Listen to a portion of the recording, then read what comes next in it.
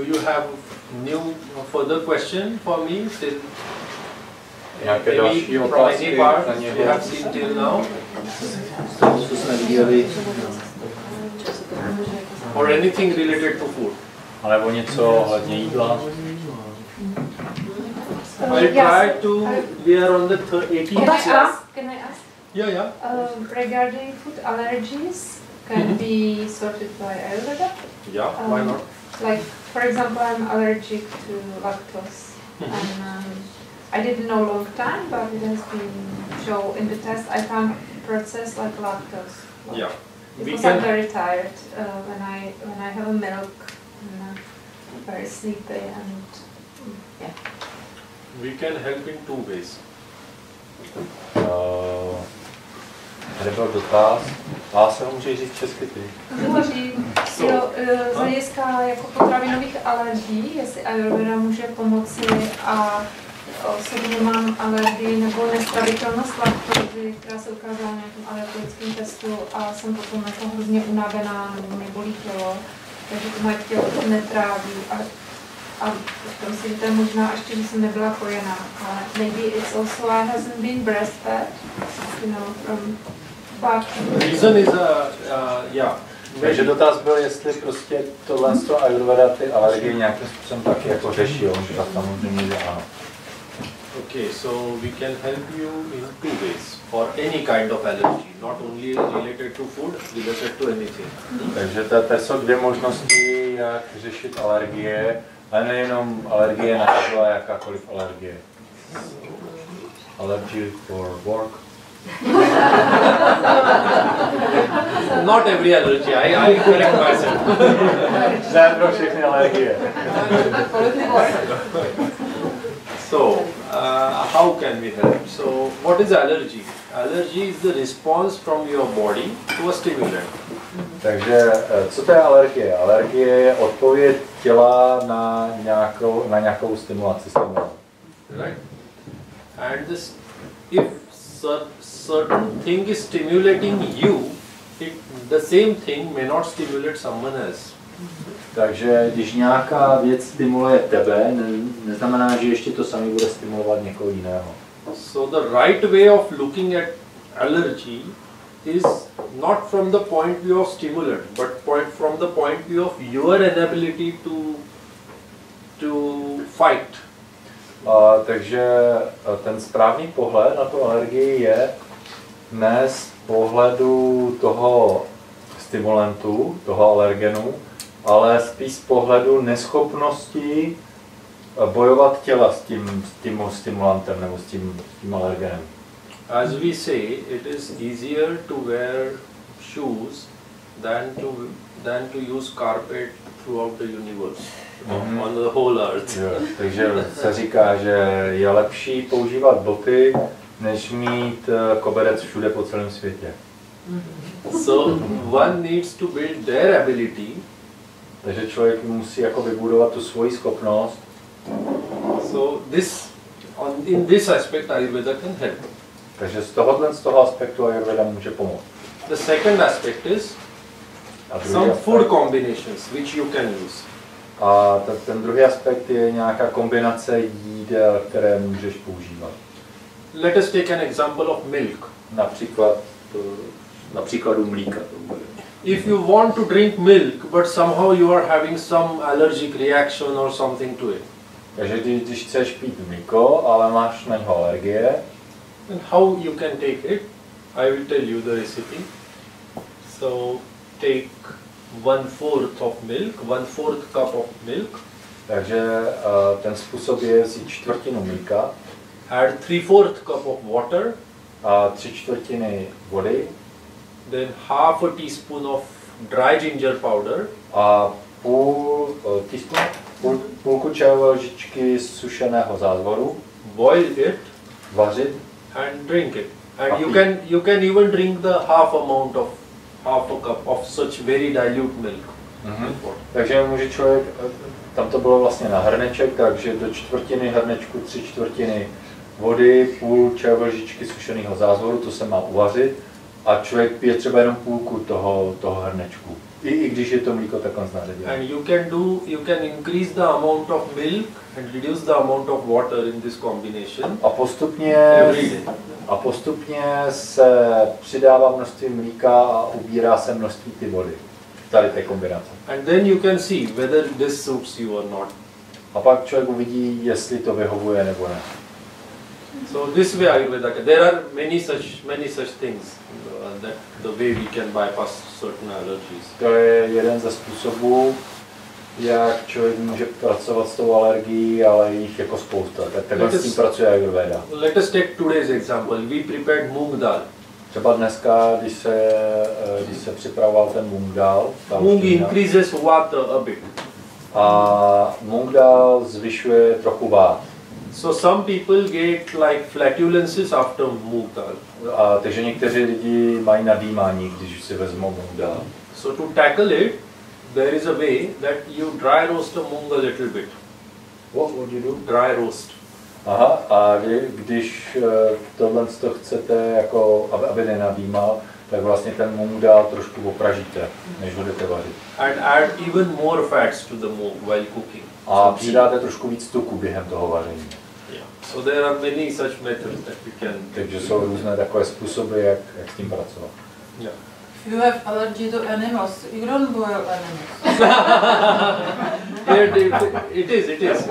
But one can build, see, the world we cannot change, but we can change ourselves. Yeah? Dotaz byl jako, for those who don't understand English. Že má alergii na zvířata, tak já nebude vařit zvířata, že? Říká jasně, prostě musí člověk vybudovat v sobě nějakým způsobem tu schopnost se s ním vyrovnat. See, in English there are two meanings. Whenever I speak here, there are two meanings to my sentence. The first one is literal meaning. Takže v té angličtině vždycky jsou jako dva významy, takže ten první je doslovnej. And the second one is intentional meaning. A ten druhý je záměr. So you should not go with the literal meaning. I think you are clever enough for that. Take the intentional meaning out. Člověk nemá jít jako doslovně, že on předpokládá, že jsme inteligentní bytosti a že tady tohle to chápe. But the literal meaning gives a good soil for the jokes. Yeah, sometimes yes. In Sanskrit there are four vrittis, Shabdartha Bodhak vritti, Abheda, Lakshana, Vyanjana and Tatparyakhya. So I just told about two, literal and intentional. There are few more from Sanskrit. Some are used for jokes, yes, you are right. Okay, so we start with the next point. Till now we have seen rules about how much we should eat. Takže do teďka jsme se vlastně bavili o tom, jaké množství používat. Now we are going to see desha, means location related to food or its habitat, where it is being produced and where it is being eaten. A nyní je desha, což znamená místo, kde to jídlo nebo kde ty suroviny byly vypěstované a místo, kde vlastně to jídlo konzumujeme. Certain types of cheeses, let us see an example. Certain types of cheeses are very specific to certain regions, and of course Europeans know this better than me. Jsou různé druhy sýra a ty jsou vždycky typický pro nějakou oblast, což vy víte líp než moc. We Indians eat more spices and vegetables and comparatively lesser meat as our geography provides enough resources for them. However, we cannot digest so much meat as compared to the cold weather of Europe. A například v Indii jí mnohem víc kořeněná a zeleninová jídla v porovnání jako s masem, že jí mnohem méně masa.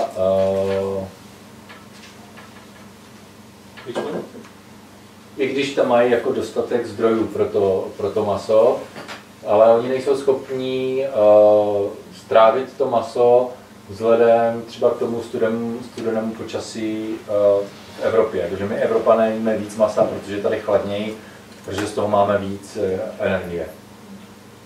Even in India, northern culture and southern culture is different. The dal that we cooked today was from my region. This is between north and south. Že i v rámci Indie prostě dál, který se připravuje v Jižní Indii, je jiný než ten, který se připravuje v Severní Indii a on je někde z prostředka. The yellow rice that you ate was from South India. A ta žlutá rýže, co jste jeli, taká je z Jižní Indie. Next, Kala. Kala means time, or the time of the day, when to eat. A další je Kala, to znamená čas v rámci dne, kdy to jídlo má být, kdy se má jíst. So, how to define the timing of when to eat the meal? A jak to vlastně definovat, kdy jíst jídlo? So, observe yourself for a few days and define timings of the day when you are really hungry.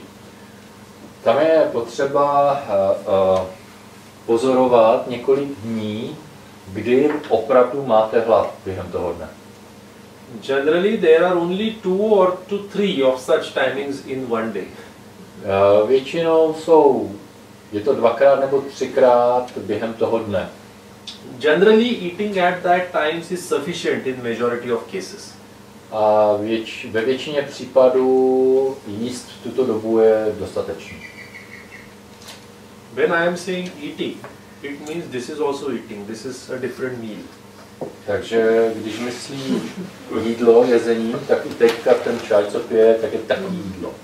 Je to jiný druh stravy. So whenever you open your mouth during the day, besides water and speaking, this is eating. This is one meal. Kdykoliv prostě otevřete pusu a není to voda, co do ní dáváte, anebo nemluvíte, tak to je jídlo, to je jezení, to je strava. So only 2 to 3 times, that's it. 2krát, 3krát během dne, to stačí. Now, ideal timings of meals. Ideální čas pro jídlo. This is just my suggestion. You can modify it according to your needs. To je pouze jeho, řekněme, doporučení, ale vy byste si to měli upravit podle sebe. The reference is dvau kalo bhunjati. It means eat 2 times a day. The morning 10 to 11 or 9 to 11 and the second meal in the evening 5 to 7 p.m. A podle něho to je 2krát za den. To první jídlo by mělo být mezi 9. 11. hodinou dopoledne. Oběd, brunch, snídaně a to druhé jídlo by mělo být mezi 5. a 7. hodinou. The next point odpoledne. Is time should be time in relation to the season. So the food should be seasonal and mature or ripened. A ten čas vztaženo v roční době, tak to jídlo by mělo vždycky odpovídat té roční době, v které se nacházíme a mělo by být zralé. I read somewhere while coming to Europe that how to identify a good restaurant in Europe. Že někdy četl, když přišel do Evropy, jak jako poznat dobrou restauraci v Evropě. The restaurant that has handwritten menu. Že menu v restauraci je psáno ručně. And it changes according to season. A mění se podle sezóny. And which is not in English, not for tourists. Yeah. So we will skip this. This is a different point. So another aspect is according to the stage of the disease and according to your ability of digestion. The next point is Upayoga Sanstha. Další je Upayoga Sanstha. It tells correct timing of consuming food in accordance with the last meal consumed. So now we are not just seeing the timing of the day, we are seeing how these timings are designed. Takže teď ta Upayoga Sanstha nemluví o tom, kterou hodinu, ale podle toho, jak je to časování rozvrženo. Protože nám říká o tom, že ten správný čas k jídlu je teprve, až je strávené to jídlo předešlé. The new meal should only be there when the previous meal should have completely digested. Takže to další jídlo, které chcete jíst, by mělo přijít teprve, až to předešlé jídlo je kompletně stráveno. And the reference completely digested means empty stomach. These are the signs. Okay. We are speaking about the signs. And the signs of complete digestion are a vlastně ty příznaky správného strávení, nebo že kompletního strávení toho předešlého jídla jsou. The reference is Udgara Shuddhir Utsaho Vegotsargo Yathochitaha Laghuta Shud Pipasa cha Jirna Harasya Lakshanam. These are the signs of complete digestion. Let A us to si see pamatujte. The first is Udgara Shuddhi, burping without any foul smell or taste. Takže to první je Udgara Shuddhi, a to znamená jako krkání, říhnutí, aniž byste cítili ten zápach, bez zápachu, bez pachuti, no. Nebo chuti. Utsaha, feeling enthusiastic. Utsaha, to je jako cítit se, jak to říct, entuziastický. I'll tell them. Now the feeling is of lethargy. This disappears. Teď je jako pocit letargie, takový únavy a ten zmizí. Takže se člověk cítí fresh, nebo čerstvě v uvozovkách, není únavy. Vegotsargo, passage of normal urine and stools. Vegotsarga, to znamená vlastně moč, stolice normálním způsobem odchází. Laghuta means feeling light. Laghuta, pocit lehkosti. Shuddha is feeling of hunger, appetite. A kšudha, to máte pocit hladu. Pipasa is feeling thirsty. A pipasa, to je žízeň. The last point is upayokta. Upayokta means person consuming food. Upayoga niyama, here is the upayokta considered. Person consuming food and his or her habits. Takže upayokta znamená ten člověk, který to jídlo přijímá, který ho jí ona nebo on, a jeho zvyky. One should eat according to their digestive power, hunger, constitution, age, etc. Člověk by měl jíst podle svého trávící síly, podle svého hladu, konstituce, věku a podobně. Here this is the upayokta and he is having Indian food, you can see. Tady je upayoktam, to je jako ten, který jí to jídlo podle indické tradice. And this is South India. A to je jižní Indie. Dosa? Yeah, dosa is there, and then it's this is everything is there. This is all Indian. All Indian, yeah. Papat and everything is there. So now we are coming to eating. Rules while eating. A nyní právě. Yeah. So after each meal we should go to toilet? Depends. Generally in Ayurveda what we say is second meal should be very light. Then only once you need to go in the day. But 2 is also okay. Twice is also okay. Takže dotaz byl, jako jestli po každém jídle musíme jít na záchod. Já vám říkám, to nenutně, ale je možný, že člověk jde jednou denně, 2krát denně, podle toho, jak je to jídlo. Now this is a well-known verse from Charaka Samhita Vimanasthana. Ushnam snigdham matravat jirne virya viruddha ishte deshe ishta sarvopakaranam nati drutam nati vilambitam ajalpana santan mana bunjita satatam atmanam avisamiksha samyak. A to si taky musíte pamatovat. It means food should be warm, ushnam. Can I please ask, how is it with babies? Because I'm treating babies sometimes, and usually I'm coming, they have a constipation, and sometimes even like 3 days or like 5 days, and doctor says like it's normal. How is it according to Ayurveda? You should think always like this, that the baby, and what age of the baby you are speaking about? Up to 1 year. Up to 1 year, okay. So one must think like this, that the baby was living in a darkened room for 9 months, right? And suddenly baby was exposed to all the world. So all the systems of the baby, they are learning many things. So this is like a training exercise going on. So that's why generally doctor doesn't want to interfere in this exercise. This is a natural course that is happening. Only if it becomes too difficult for the baby or for mother, then only we intervene. Generally we don't intervene too much. Takže dotaz byl, že jak je to u malých dětí, a specificky ve věku 1 až 2 roky, že ne, do 1 roku. Do 1 roku, nebo 2 až No, takhle. Yeah. Then Říká 1 až 2 let. And how do we intervene? Okay, you can. S tím, že vlastně tady jsme se bavili o nějaké pravidelné stolici a u těch dětí někdy doktoři řeknou, že třeba 4-5 dní je v pořádku, když to dítě nemá stolici. A on vysvětluje. 8-9 měsíců to dítě bylo zavřené v tmavém pokoji.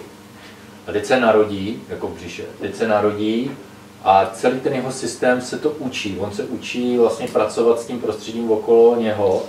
Proto lékaři se snaží minimálně zasahovat do tohohle, z toho jedině, pokud to bude jako pro matku anebo pro to dítě jako na obtíž. Pokud mu to dělá nějaký obtíže nebo má s tím problém, tak potom zasahuje, ale jinak se snaží vlastně moc nezasahovat do toho procesu učení.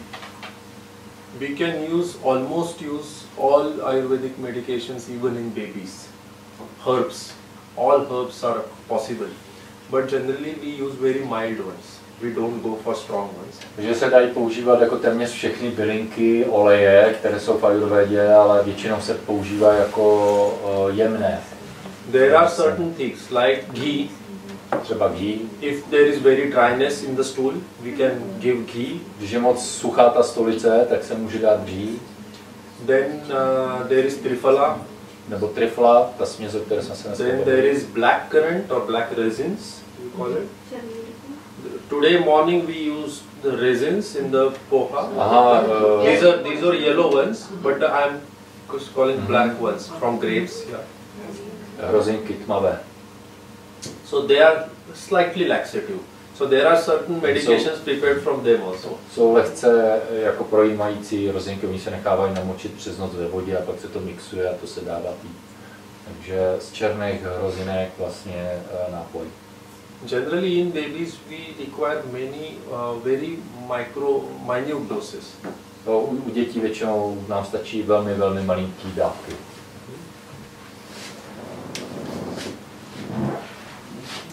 Snigdham. Use of oils or ghee should be proper. Takže snigdham znamená jako promastit masnota, takže potřeba oleje dostatečná. Yeah, I just forgot to elaborate this Ushnam point. Aha, a zapomněl na Ushnam should be freshly prepared. Ushnam je tady ve významu čerstvě připraveno. And what is the definition of fresh? In Indian context I am speaking about. Tak definice, co je jako čerstvé a jako v indickém kontextu. In India we say after the food is cooked for 3 hours it is fresh. Takže jakmile to jídlo je vařený, tak 3 hodiny je čerstvé. But for European weather you can extend it.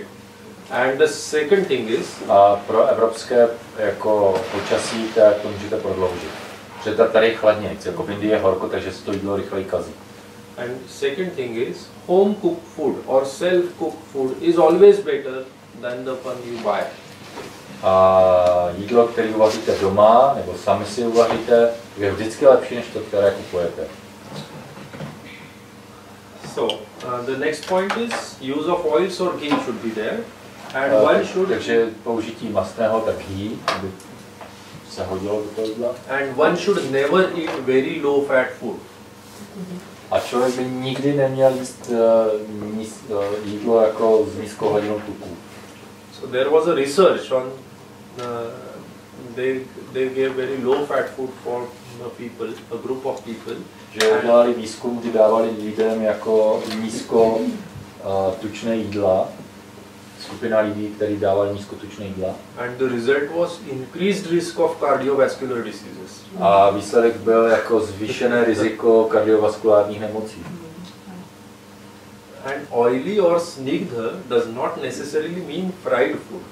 A snigdha jako mastný neznamená ale nutně smažené. Food should also be rich in liquid, that is water. A jídlo by mělo být dostatečně bohaté na tekutiny, jako voda. We don't recommend dry food unless it is prescribed for some health condition. A nedoporučujeme suché jídlo, pokud to není vyloženě jako předepsáno pro léčbu. Now the next point is matravat. One should consume food in a certain amount. Matravat, to znamená, že jídlo by mělo být přijímáno v určitém množství. In most of the cases, less is better when it comes to the amount, you know it. Takže ve většině případů méně je lépe než více, pokud se týče množství. G. Renee, one should start eating only when his previous food is completely digested. We have seen it. Člověk by měl jíst jenom pokud to předešlé jídlo už je kompletně strávené. Virya Virudha, different food combinations should not be opposite, especially by the virtue of their nature. We will see this point in details. Různé druhy kombinací jídel by neměly být v opozici, obzvláště co se týče jejich přirozenosti. Ishta Deshe. Now we just now in the previous point we saw Desha, so where food is being produced. Now here Desha means where we are sitting for eating the food. Takže předtím, když jsme se bavili déša o místě, tak to bylo myšleno, kde ty suroviny byly vypěstované. Tady je to v kontextu místa, kde to jídlo je konzumované. The location must be pleasant, cozy, clean and familiar. A to místo by mělo být příjemné, pohodlné, čisté a domácí, známé. It should be constant, well ventilated but private. It should be constant. Non-changing. Aha, mělo by to být konstantní, jako nemělo by se měnit to prostředí. Mělo by být dobře větrané, ale private, jakože to není domácí, soukromé. Position for eating is always sitting, not while walking or standing.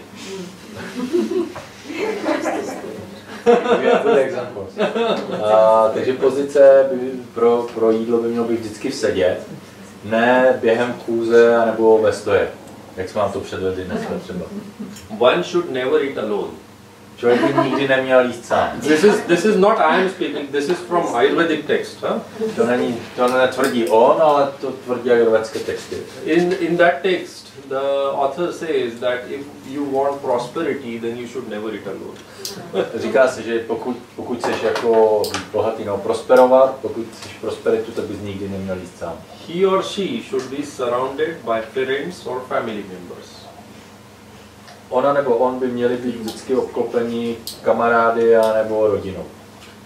So when you live alone, you have to fast, basically. Not necessarily. You need to create a good atmosphere. So what is the intentional meaning behind this? This is a literal meaning. But the intentional meaning is you need a favorable condition around yourself. Just like we have used that fireplace to create a good atmosphere, livable atmosphere here. Just like that. Or friend on the phone. Or to have friend on the phone. That thing, yeah, but the phone should not be there. Friend on the phone, but not the phone. Yeah. And what about animals? So What about animals? your cat? Generally, no? You can invite your cat or your dog. Okay. Try. You can improvise. I am telling you the wisdom from our text. You can improvise. Můžete improvizovat, on vám říká to, co říkají texty. Maybe start to socialize with neighbor. Why not? Why not? It depends on the level of consciousness, because if you consider him the same family, then it's also private, because this point private. Yes, yes. And why we are saying private is, there is a different thing. See, I only have a little time, so I need to include many things, so I couldn't explain everything. The reason is, whenever in India, when we are having lunch, and if someone comes, we offer him the food. This is a thing in India. So if anyone comes during the lunch time, we offer him the lunch. Takže on nemá tolik času, tak proto nezachází tolik do detailů. And no matter who is coming, it doesn't matter. Even if you don't know him, we generally offer the food. Takže není schopný vysvětlovat každý detaily a v Indii to dělají tak, že když je čas oběda a kdokoliv, kdo přijde, tak mu nabídnou jídlo. So this unintentionally creates a disturbance in your food that you are having. To avoid this, they are saying your place should be private or away from all. Takže tady tohle může nějakým způsobem člověk jako rozrušovat, takže proto je lepší být jako soukromý. Such favorable location creates good mood and thus good excretion of digestive juices. A tady tohle prostředí vytváří dobrou náladu a díky té dobré náladě, řekněme, se můžou nastartovat tvorba trávicích enzymů. It results in elevated mood, good hunger and proper digestion. A to vede jako k lepší náladě. Elevated mood, good hunger and proper digestion. Aha, dobrý hlad, takový správný hlad a správné trávení.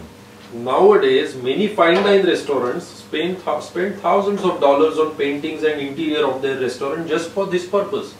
A dneska spousta restaurací utrácí spoustu peněz jenom, aby to prostředí udělali hezké.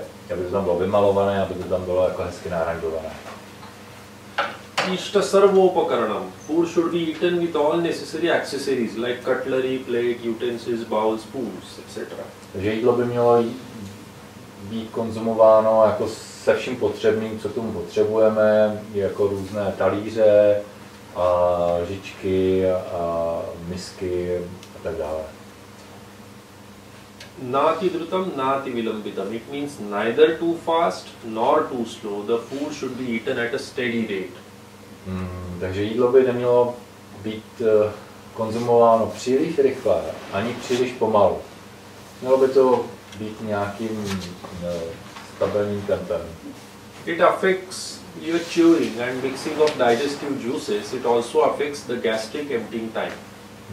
I způsob, jak rychle žvíkáte, ovlivňuje to, jakým způsobem budou tvořeny vaše trávicí šťávy.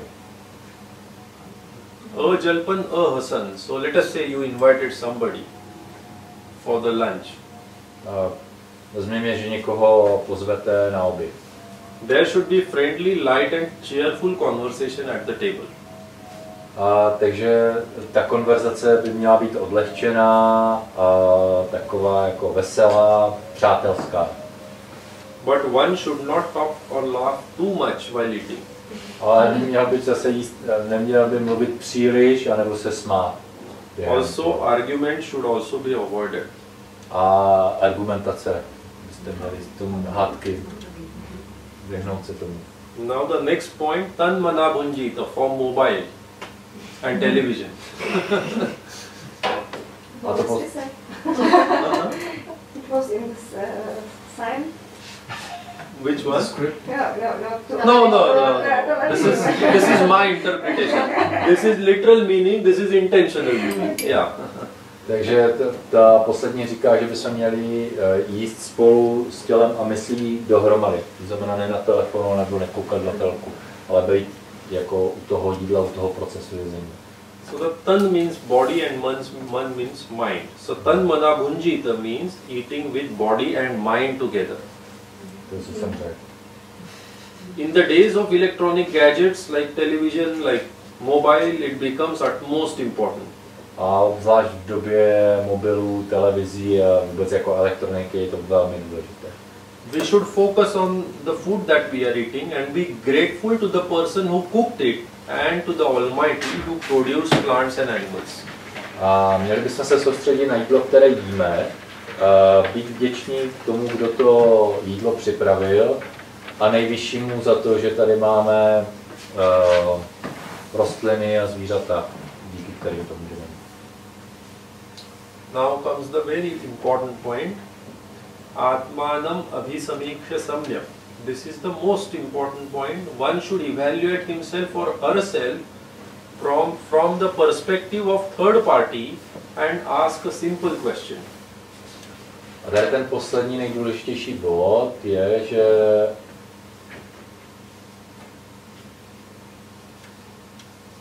Where? Which point? So one should evaluate himself or herself from the point of view of third party, as a third person. Měli bychom se vlastně jakoby odosobnit nebo povznést a podívat se z pohledu třetí osoby a dát si otázku. And ask a very simple question is whether I really need to eat the next serving. A opravdu musím mít to další jídlo, to, co je připraveno? Whether the food I am eating or I want to eat is really good for my health. A jestli to jídlo, které jím, nebo které chci jíst, je opravdu dobré pro mé zdraví. Also be very honest with the answer that you get. A být velmi upřímný sám k sobě. We have received this ultimate gadget that is body from the creator, but we never try to read its user manual. A dostali jsme tady tohle ultimate gadget. Jo, ale jak to přeložit? Tady ten univerzální, bych řekl, nástroj, jako je tělo od našeho stvořitele, ale nikdy nečteme manuál. Whenever you get any kind of new mobile, anything new instrument in your house, you search for its user manual, right? Když koupíte si nový telefon nebo cokoliv nového, tak vždycky se koukáte do manuálu, jak se to používá. What about user manual for this? A co příručka pro tělo? But it is our natural intelligence. The user manual is built in within us. Generally we just ignore it. Takže my ten manuál máme v sobě zabudovaný, ale často ho prostě ignorujeme.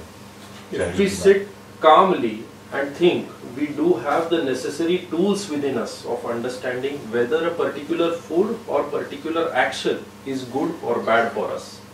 A když si v klidu sednete a zamyslíte se, přemýšlíte, tak máme všechny důležité nástroje k porozumění k tomu, jestli to konkrétní jídlo nebo tady ta konkrétní činnost je správná nebo špatná pro nás.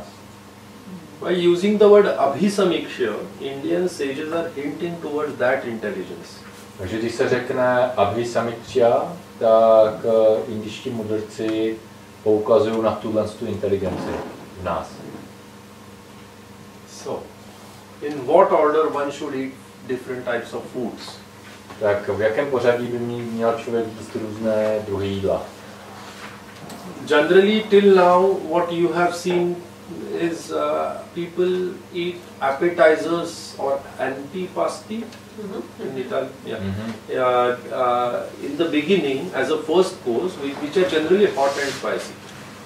Takže většinou, co jste třeba mohli zažít, jako třeba v Itálii antipasta nebo předkrmy, které jsou většinou jako horké, ostré, aby povzbudili chuť. But Ayurvedic wisdom is completely different. A Ayurveda na to kouká jinak. Ayurveda says dessert first. Ayurveda říká jako zákusek nejdřív. So something which is sweet should be eaten first. Něco, co je sladké, tak by se mělo jíst nejdřív. And now why this is so? A proč? When we are really hungry, like this person, jsme opravdu. so the stomach is empty. This is hangry, maybe. Yeah, maybe. Jsme opravdu hladoví, jako tady ten týpek. The stomach is empty and vata is dominant. Žaludek je prázdný a dominuje váta. Agni is at its peak. Agni je opravdu jako nahoře. Digestive juices are already secreted in the body. Ty trávící šťávy jsou už dávno jako vyloučené. So in such condition, foods which are heavy, which are sweet, like fruits and other desserts, they should be eaten first. Takže věci, které jsou vlastně těžké, sladké, ty by měly být přijaty první. They pacify vata and hunger much quicker. A ty vlastně sklidní vád a hlad mnohem rychleji. Now which fruits one should take while in the meal? Huh? No. This is not fruit. A teď které ovoce, které říká čokoládu. That is another topic. That whether how good is really the sugar. That is another topic. Další prostě takový otázka je, jako jestli cukr je vhodný nebo ne. Protože když se, maybe we should explain what it means sweet. Yeah, because in Ayurveda sweet is even milk is sweet. But here when you say sweet and everybody sweet does not necessarily mean sugar. Something which has sweet taste. Takže vlastně je potřeba si říct, že v Ayurvédě, když se myslí sladké, tak to nejsou jako sladkosti, tak jak to známe my, nebo cukr. V Ayurvédě to znamená všechno, co má jako sladkou chuť. So many fruits are also sweet in that context.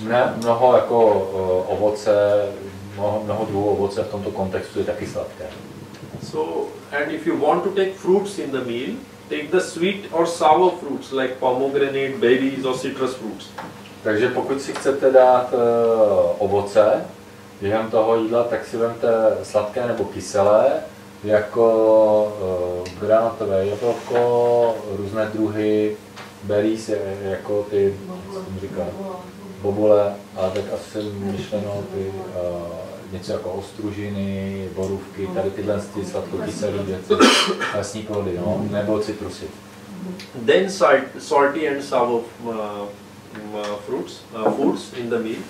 Potom slané a kyselé. Then liquids or semi-solids. Potom tekutiny, anebo takové řídké věci. And at the end, solids and foods which are bitter, hot and spicy. A nakonec tuhou stravu, která je horká a kořeněná. So it means completely opposite Ayurveda is saying. A takže Ayurveda to říká úplně naopak. Now, kořeněná. This reference was from Sushruta Samhita. To je ze Sushruta Samhity. Now, there is a unique reference from Bhava Prakasha Nigantu. The reference is Bhojanagre Sadapatyam Lavanarnaka Vakshanam Agni Sandipanam Rucham Jivvakantam. It means we just ate this. This is fresh ginger and salt. A další je z Bhava Prakash, kdy se mluví o zázvoru a soli. A to jsme měli tam tu možnost. So Marcelaji has made this. Marci to pro vás připravila. And we ate a recipe of red ginger and the rock salt. It improves hunger. To pomáhá jako zesílit hlad. It helps in digestion. Pomáhá to strávení. And clears the upper digestive tract. A čistí horní trávicí trakt. But if you have a pitta constitution, a když máte ale pitta konstituci, and if it is a hot summer outside, a je horké léto, then you should be very aware or you should not practice this. Tak musíte velmi vědomě to dělat, anebo radši tohle to vynechat. Now about water. A nyní o vodě. When and how much water one should drink? Kdy a kolik vody máme pít? Now again a very important point. So if the water is drunk before the meal, it reduces hunger. Takže když je voda, když se napijete před jídlem, tak vlastně snižujete ten hlad. If it is drunk after the meal, it increases weight and acts as tonic. A když to pijete po jídle, tak přibíráte váhu a působí jako toniku. So for general use, the water should be within meal, so some sips of water throughout your meal. Ideálně je to během toho jídla, že trošičku pár nějakých doušků vody si dáte během jídla. If one avoids water completely, then the dry food forms a bolus that sits longer in the stomach and digestive tract. It leads to delayed digestion or indigestion. A pokud úplně vlastně se vyhnete vodě, tak suché jídlo vytvoří takový špunt v tom žaludku a delší dobu trvá, než to vlastně ten žaludek stráví a vůbec v tom trávicím traktu, takže dochází jako k zpomalení toho trávení, anebo úplně jako k nechutenství, až jako poruše trávení. Some advices for you. Avoid excessive drinking of water, as body even has to digest water too. A takové rady teďko, tak jedna je vyhnout se přílišnému pití vody, protože naše tělo musí tu vodu strávit. I ta se tráví. Around 2 liters per day is fine. Okolo 2 litrů denně je v pohodě. Avoid fruit juices as a replacement of water. Vyhněte se nahrazovat pití vody ovocnými šťávami. And we don't need to speak about cola and other drinks. O kole a tady tyhle z těch vůbec ne. Tady ty věci nemůžeme nahradit vodou. Over intake leads to suppression of agni and hyperacidity, obesity, etc. Nadměrný over intakes of water? Water leads to suppression of agni, then hyperacidity, takže příliš vysoká konzumace vody vede ke snížení agni, utlumení agni, překyselení, nadváze a podobně. Drink water only if you are thirsty. A pijte vodu jenom, když jste žíznivý, když máte žízeň. Now, after eating, this was still eating. Takže tady to je po jídle. So sit straight for some time, lay back on the left side for 15 to 30 minutes, but no sleeping. Tak chvíli... Not for today, huh? Not for today. A chvíli seďte jako zpříjmeně, potom si lehnout na levý bok na nějakých 15-30 minut, ale nespat. It should be then followed by a light walk. Potom by měla být lehká procházka. Avoid heavy exercise and sleeping. A vyhněte se těžkému cvičení a spánku. Now, have you heard about AHARA? You know AHARA already? How many of you know AHARA? Kolik z vás zná koncept AHARA? Okay. So we'll see the AHARA concept here in short. AHARA is a huge topic. I also have only one lecture focused on AHARA. But this is a short topic we have taken here, just to show you how important the AHARA is and how one needs to think about AHARA when eating. Koncept AHARA je taky jako velmi široké téma a on je jako v rychlosti a to nakousne, aby jsme pochopili, jak je to důležité téma, koncept AHARA. So naturally after the normal food digestion, the fat is useful part is formed from the food, which is called as rasa, or the waste part is formed, which is called as mala.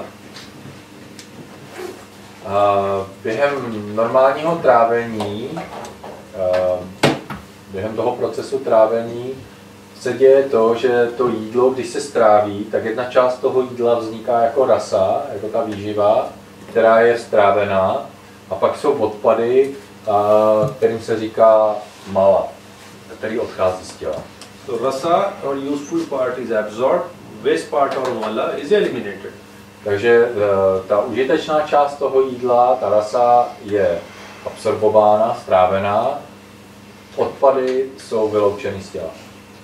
So when the digestion is not normal, a pokud to trávení není v pořádku, pokud je narušené, then body fails to recognize the intermediary product either as useful or waste. Pokud to jídlo není strávené jako pořádně nebo kompletně, tak potom tělo má problém rozeznat, jestli to je něco užitečného, anebo jestli to je odpad. Such partially digested food, it remains in the body, it becomes toxic and it is called as AHARA. Tady to částečně strávené jídlo zůstává v těle, pak se stává toxické a to je to, čemu říkáme AHARA. This is a textbook definition of AHARA. I won't recite now.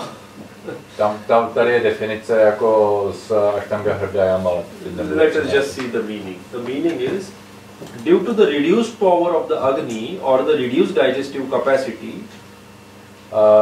kvůli snížené síle Agni, nebo kvůli snížené schopností trávící kapacity.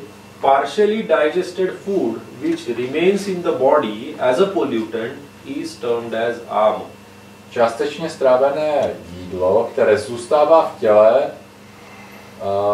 jako nečistota, tomu se říká ama. Let us see characters of ama. What ama causes in the body. Vlastnosti ama. Let us see the meaning. We don't recite this. First is obstruction to passage. Takže to jsou... Do you know passages in the body?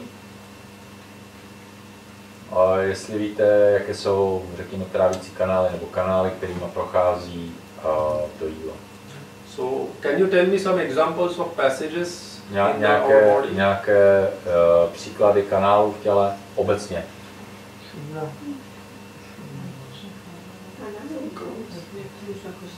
Klasično něco prochází ke kanálu. Trávící, dýchací, oběhový. Co vás napadne, kde něco něčím prochází? I didn't understand what you're saying.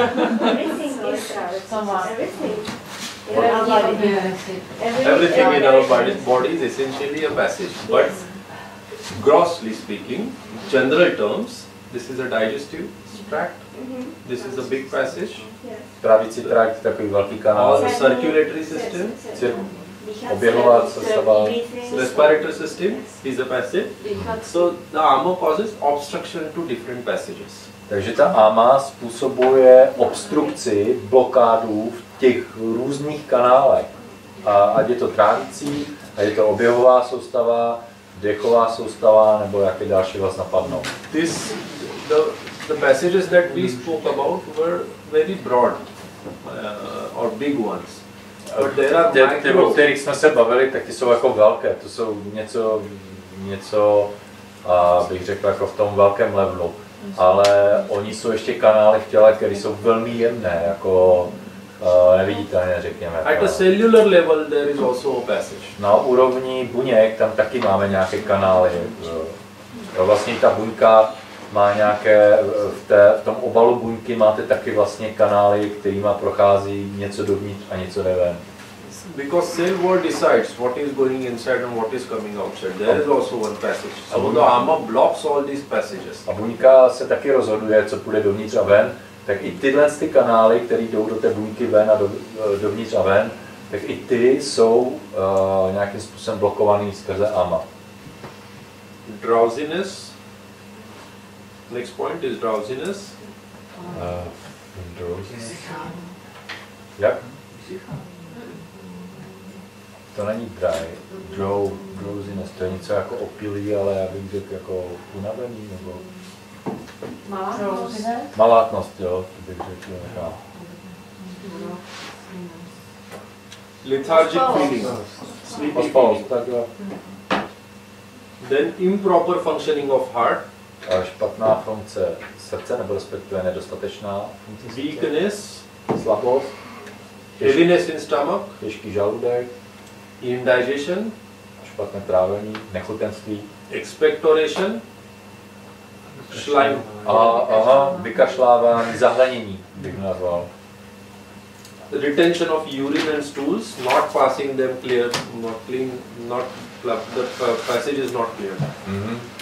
Vlastně špatná, ano, zácpa, ale jak stolice, tak moči. Nebo obstrukce třeba při močení, to je všechno.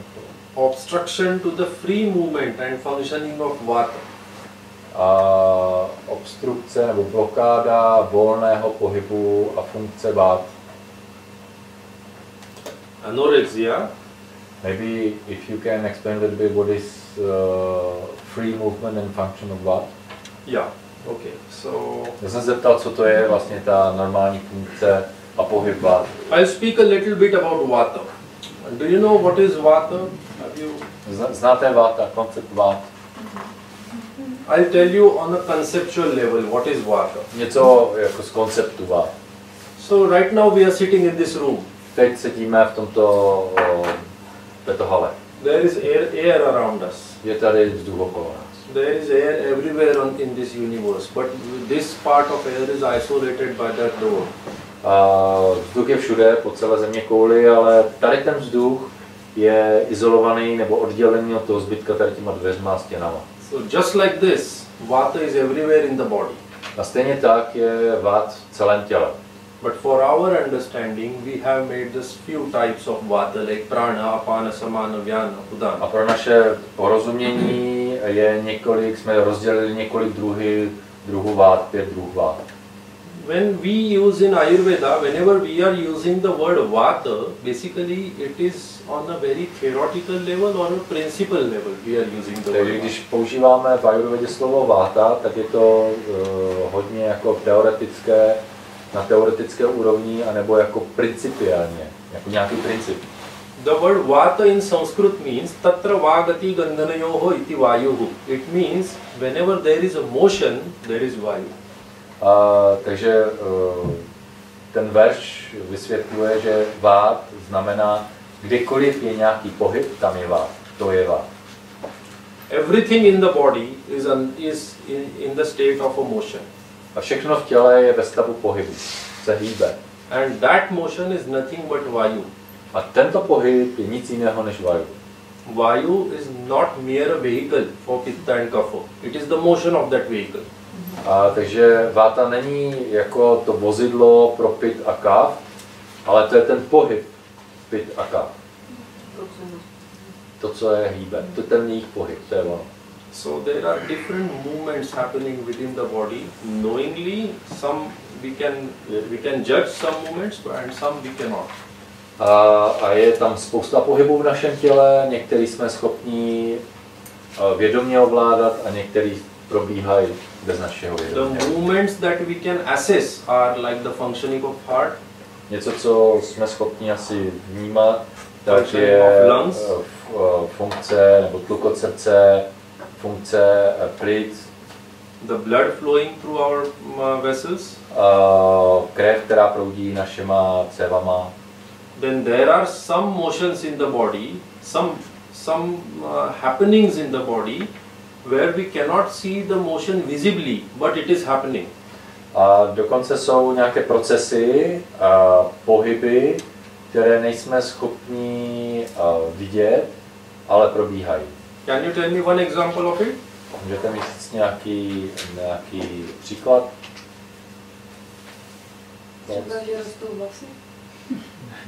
Growing the hairs? Yes, definitely. And? Lympha system. Lympha system. Which system? Lympha. Yeah. And? Thinking, definitely. Brain. Our brain is working, sending signals, we cannot see them. And? Perspetive. Yes, yes, definitely. Pain. Huh? Pain also. These are cardiovascular different actions, and then there are signals promoting that, and many kinds of. Now you can see what is the scope of vata. So all of this is covered under obstruction to the free movement and functioning of vata. Takže tohle všechno a víc je myšleno, že nějakým způsobem, když se tvoří v těle ama, tak všechno tady ta ama nějakým způsobem má tendenci blokovat a omezovat ten volný pohyb vát.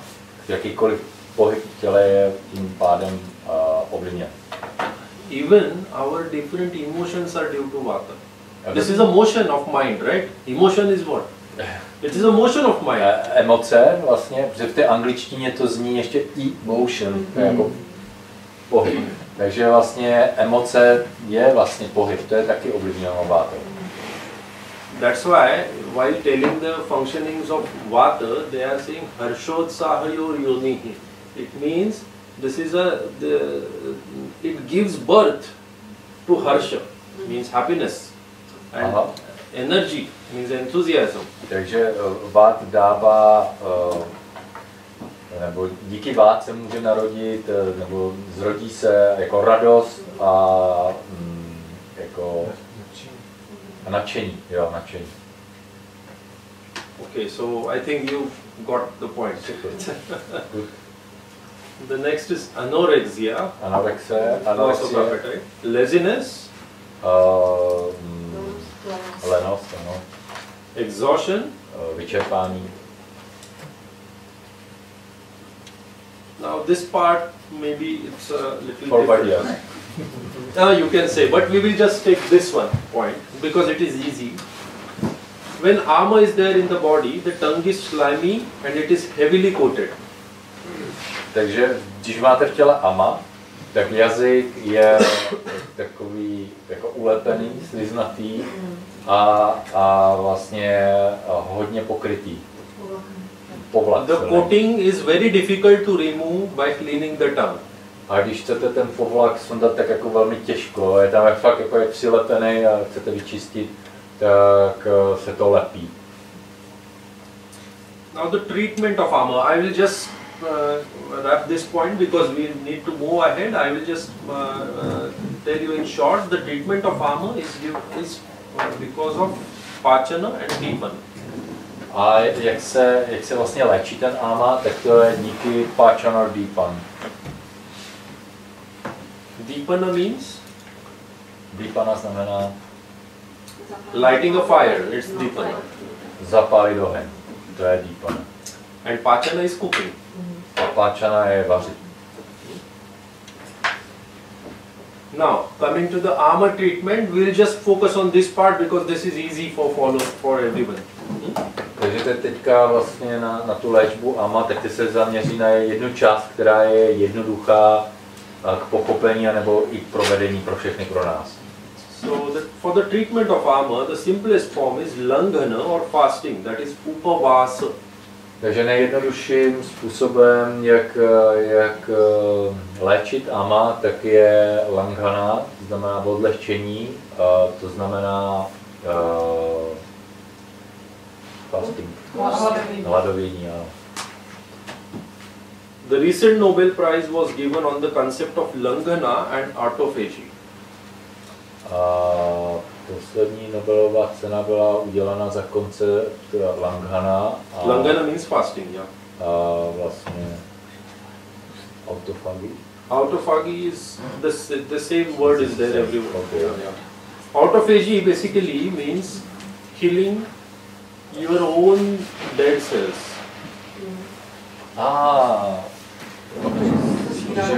Or cleaning your own body. It is called as autophagy. Okay. This is a process of cleaning harmful things to the body. Auto means self, phagy is to eat. Self-eating. This is actually the process. Yeah. Tak autofagie je v podstatě odstranění mrtvých buněk z těla, jakoby sebevyčištění. And let us see what the concept is. When there is a holiday, we do not have our regular work, so generally we start cleaning our house. Že vždycky, když jsou nějaké svátky a my nemusíme jít do práce, tak většinou uklízíme doma, začneme uklízet. In the same way, if you give holiday to your digestive system, body starts clearing toxins from our body itself. Takže když dáte svátek svému trávicímu systému, tak většinou vaše tělo začne samo ten generální úklid a zbavuje se toxinů z těla. So this fasting is done for making the body light, that is devoid of ama. Takže tady ty půsty pomáhají jako odlehčit tělo a zbavit se ama. Fasting is also called as upavasa. Upa means closer and vasa means to stay. Ten půst taky znamená upavasa, which upa means closer. I will explain why it is so. Upa znamená blíže a vasa znamená zůstat. So when one practices fasting, he or she goes closer to Almighty. A když člověk praktikuje, nebo ten, kdo praktikuje, ona nebo on, langhana, nebo to postění se, tak je blíže všemocnému. As all our systems turn inward and they start working in a better condition. Takže všechny naše systémy jdou jako uvnitřní se, jdou dovnitř a začínají pracovat lépe. Because food, it means food pulls you away from the God. Taky se říká, že jídlo vás vlastně odhání od Boha nebo. So in many religions that's why fasting is promoted. Proto v mnoha jako vírách je často postění se. Now a very important concept, and I think this is the last concept from the today's lecture. I think this is concept of Viruddha Ahara. Viruddha basically means opposite, but the better word is incompatible. These are the incompatible food combinations. Takže poslední koncept z té dnešní přednášky, který se jmenuje Viruddha Ahara, Viruddha znamená opačné, ale tady spíš v kontextu to znamená jako nekompatibilní, neslučitelné jídlo. When two foods with opposite characters are combined, that leads to a harmful combination. It is called as Viruddha Ahara. Pokud dvě jídla s opačnými vlastnostmi se zkombinují, to vede ke škodlivé kombinaci, což je známo jako Viruddha Ahara. When certain foods are consumed separately, they are perfectly fine, but their combination leads to formation of harmful environment within the body for overall health. Když některé druhy jídla jsou konzumovány zvlášť, tak jsou úplně v pohodě, ale jejich kombinace vede k vytvoření škodlivého prostředí v těle a působí tím na celé zdraví. Such combinations, they aggravate three doshas and they have very long-term effects. A tyto kombinace zvyšují tridoš a mají dlouhodobý efekt. So how this Viruddha Ahara acts on the system? Let us see according to the modern perspective. Tak jak tyto Viruddha Ahara působí na systém? Pojďme se na to podívat jako z moderního pohledu. Viruddha Ahara interrupts the metabolism of tissue. Viruddha Ahara přeruší metabolismus tkání. It inhibits the new tissue formation. Zabraňují tvorbě nových tkání. We are going to see these examples of the Viruddha Ahara later. It induces inflammation at a molecular level. Vytváří to zánět na molekulární úrovni. So this inflammatory effect leads to AMA and a number of metabolic disorders. A tento zánětlivý proces nebo efekt vede ke snížení agny, tvorbě AMA a tím pádem k tvorbě různých metabolických onemocnění. Viruddha Ahara is wrong in combination. Viruddha Ahara je špatná v té kombinaci. It is wrong, prepared by wrong process. Nebo je připravená špatným procesem. It could be consumed in a wrong dose. A nebo může být konzumována jako ve špatné množství. Consumed at incorrect timing of the day or incorrect season. A nebo může být konzumována ve špatný čas dne, anebo ve špatné období roku. Not all of our mistakes are considered under Viruddha Ahara, only some of them are included under this. Ne všechny naše chyby spadají pod tu Viruddha Ahara, jenom některé do ní patří. Jsou obsaženy. There are 18 virtues or characters by which two foods can be called as opposite or incompatible. We are only going to see some of them. Takže je celkem 18 vlastností, charakteristik dvou jídel, které mají opačné nebo nekompatibilní vlastnosti. Eating extremely hot or spicy food by people living in the desert region or extremely hot weather. A například, když jíte extrémně horké a kořeněné jídlo a přitom žijete v poušti nebo v horkém počasí. Viruddha by the virtue. The first one was by the virtue of desha or location, now by the virtue of quantity. When equal. Yeah. To první bylo vlastně tou lokací nebo tím místem, kde se to jídlo jedlo, nebo ta souvislost byla s tím místem, tady tohle je v souvislosti s množstvím. When equal amounts of honey and ghee are mixed and eaten, this is viruddha, opposite. A když smícháte stejné množství ghee a medu, tak to se bere jako opačné. What do you call honey in your language here? Med. Med. Really? Yes. Oh, Marathi is also same. We call mud also. But the Czech is Indo-European language. Yeah. Question? Prosím, je to med objemově anebo váhově? The honey is by weight or by volume, she is asking. Yes. Huh? Yeah. By weight, yeah. There is a big debate about this. To je velká debata kolem toho. Some say by volume, some say by weight. So I say generally, you take 1.5. 1 honey, half ghee. Then it is always, you are winning in both situations. So. Takže 1 žička medu a půlka žička ghee. Ale zhruba tak asi. So, viruddha by the virtue of sanyoga or combination. A viruddha ve smyslu kombinace. When milk, this is very important point and one should understand this because generally this happens quite often with our meals. When milk and salt or sour foods are consumed together, so we should avoid salted foods like breads or cereals, sour foods like fruits with milk.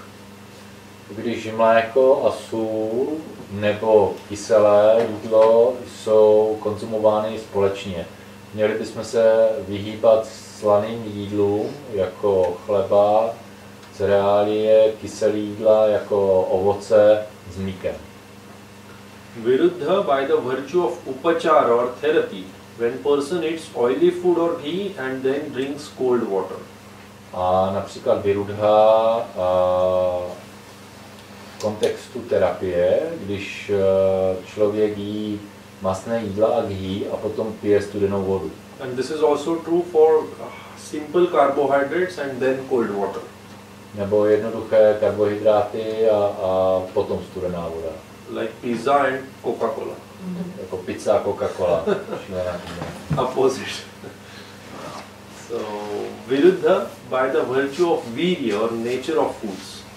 A viruddha v kontextu virya, to znamená přirozenosti toho jídla. When extremely hot and cool, such foods are mixed together, like milk and chili. Například jako když smícháte extrémně horké jídlo, pálivé a chladné dohromady jako mlíko a chili. So this is not possible for me to point out every meal that you are having. So you can just note these things and see if your meals is having some of these combinations or similar combinations. Že není schopný jako and try to avoid them. Že není schopný vyjmenovat všechny ty kombinace, ale zkuste si jenom poznamenat principiálně a pak se podívat, jako jestli to má tady ty vlastnosti. Viruddha by the virtue of Agni, people with very low digestion ability, they are eating very heavy to digest foods and vice versa. Takže tady je to v kontextu síly toho trávení, trávícího ohně a lidi, kteří mají slabé trávení, manda agni, a ještě k tomu jí těžké jídla, těžké na strávení. A nebo naopak. Tam je myšleno, že zase někteří lidi mají zrychlené to trávení a budou jíst zase lehké jídla, jako popcorn a podobně, tak ještě zase si ten svůj problém zhorší. Like Indians eating a lot of meat. This is viruddha for us. Our agni is not so good. Because we come from a different region. Takže jako pro Indii, když by jedli hodně masa, tak pro ně to prostě nejsou na to, není to jejich trávení na to připravené. Let us see one modern perspective and then we are almost done.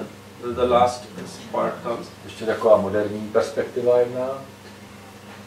Preparation methods of different foods have changed, but principles remain same even after thousands of years. Takže ty způsoby přípravy se změnily, ale ty principy jsou stále stejný po tisíce let. Intercontinental food is eaten quite regularly without thorough knowledge about local preparation methods and their logic and the wisdom behind them. A jí se mezinárodní jídla pravidelně, aniž by jsme znali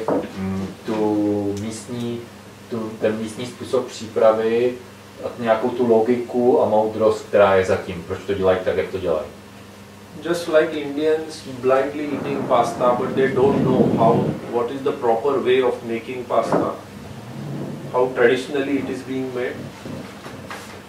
Například jako v Indii teďka často jí těstoviny slepě, aniž by věděli, jak se ty těstoviny připravují. Some examples. Let us take some examples. Některé. See, the first one is, I think it is not common for you maybe, but it is quite common back in India. That's why I have taken this one. So there one thing is white sauce that we make in India. Maybe you also make the white sauce. Which sauce? White sauce. White sauce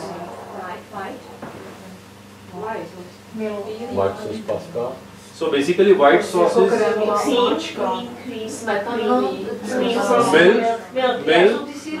milk, cream, salt and flour. This is a white sauce. Okay. So omáčka. Yeah. Bílá omáčka. Yeah. Okay, we have a lot of them here. Okay. Okay, then this is relevant for you. Yeah. And then we add the dried herbs to that. A pak tam přidáme suché byliny. This is not only opposite, but it is super harmful and it is a recipe for arthritis. Tak to je dobrý recept Joint na pain. artritidy, bolest kloubu. If you are having curd or yogurt at night, Nebo když si vezmete jogurt přes noc, then there is a reference that the next day you are having morning stiffness, high morning stiffness of joints. tak druhý den ráno zvýšená tuhost kloubů. No, když jíte večer jogurt, protože přes celou noc člověk se nehýbe a jogurt je těžký, studený, chladivý a ještě vlastně my se nehýbeme a on ještě jako, jak bych to řekl, potlačí ten pohyb ještě víc v tom těle. Ještě to otupuje. Takže ráno potom je stuhlost v kloubech. Milk and certain fruits with allergens that trigger asthma or chronic conditions. Mlíko s některým ovocem, které mají v sobě alergeny, tak může vyvolat astma nebo nějaké chronické stavy. Many fast foods like burgers, they are rich in calories and deficient in essential micronutrients, especially zinc. Mnoho fast foodů tak jsou bohaté na kalorie, ale chybí tam esenciální stopové prvky jako zinek, což vede k oxidativnímu oxidative damage to tissues due to zinc deprivation. K oxidativnímu poškození tkání díky vlastně deprivaci nebo nedostatku zinku v těle. And all rasayana herbs, they stop this oxidation. A všechny rasayana bylinky zastavují ten proces oxidativní. Just that I have mentioned the rich in calories part. Do you know calorie density concept? Concept of calorie density? Znáte koncept hustoty kalorií? So you have heard till now that someone or we should eat 2000 calories or 1500 calories. Jste možná slyšeli, že máme jíst 1500 kalorií, 2000 kalorií. But you may not have heard from which source and how much calories should come from each food item. Možná nevíte, jako kolik těch kalorií z jakého zdroje by mělo přijít. The calorie density of the food should be very low.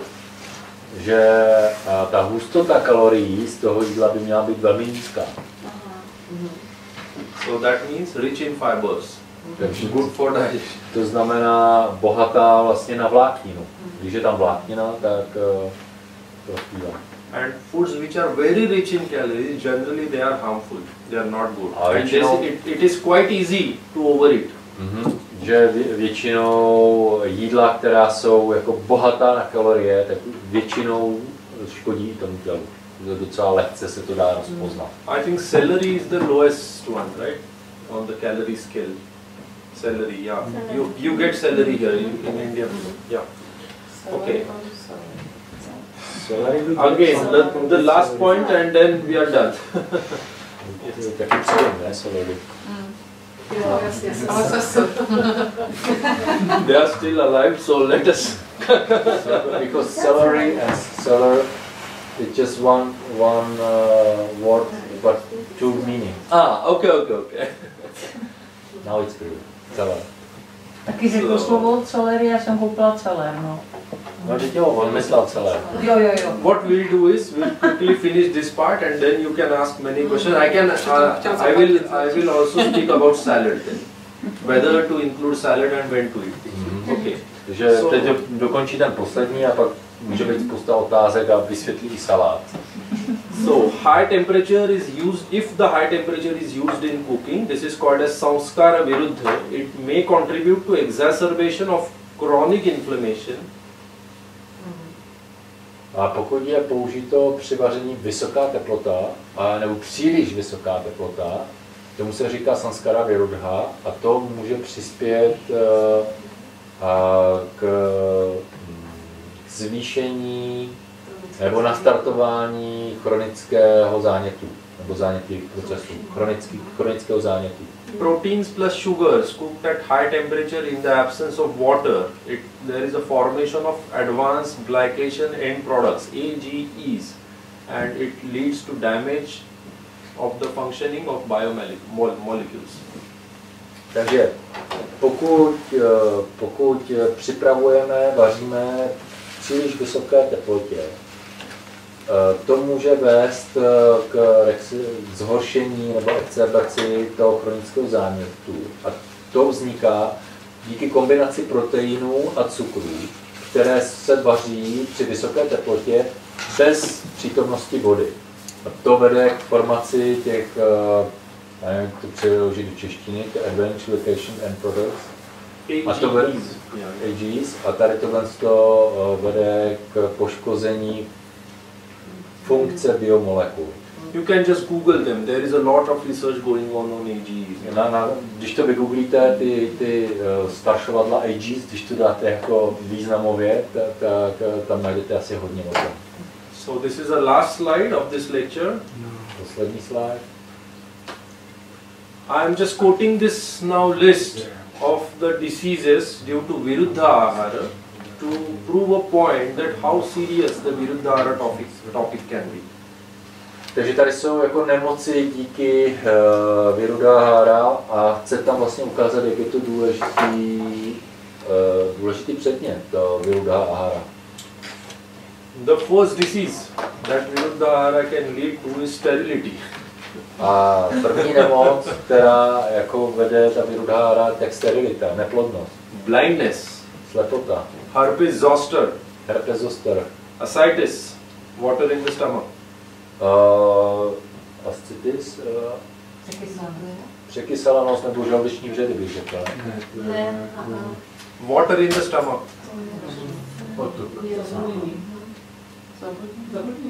Zavodnění žaludku, OK.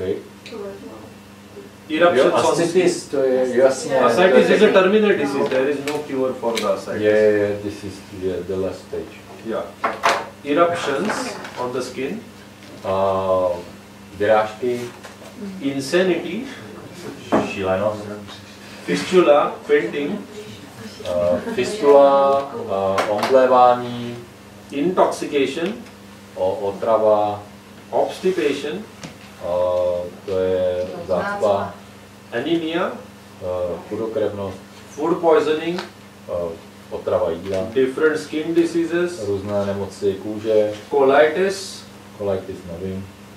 IBS, irritable bowel syndrome. Syndrom podrážděného. Irritable bowel syndrome is a very common thing. Irritable bowel. Tračník. Yeah. IBS. Yeah.